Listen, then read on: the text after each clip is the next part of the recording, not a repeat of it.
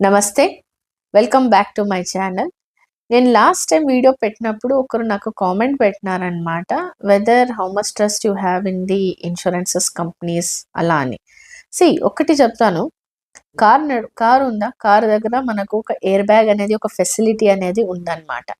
గట్టిగా ఒక యాక్సిడెంట్ అయితే మాత్రం ఆ ఎయిర్ బ్యాగ్ అనేది బయటికి వస్తుంది, మనుషుల ప్రాణాలని మిగులుస్తుంది. ఓకే, ఆ ఎయిర్ బ్యాగే లేదు నా దగ్గర, కానీ నేను కార్ డ్రైవ్ చేస్తున్నాను, యాక్సిడెంట్ జరిగినప్పుడు నాకు రక్షణ ఏమీ లేదు అని అనుకుంటే ఎలా మనకు ఆ ఫియర్ అనేది ఏర్పడుతుంది కదా. సేమ్ ఇన్ ద సెన్స్ మన లైఫ్ అనేది నడుస్తుంది, మనకు ఒక ఇన్సూరెన్స్ అనేది అవసరం. అది క్లెయిమ్ అవుతుందా లేదా అనేది 99.99% ప్రతి ఒక్క ఇన్సూరెన్స్ కంపెనీ అనేది క్లెయిమింగ్ అనేది ఇస్తుందన్నమాట.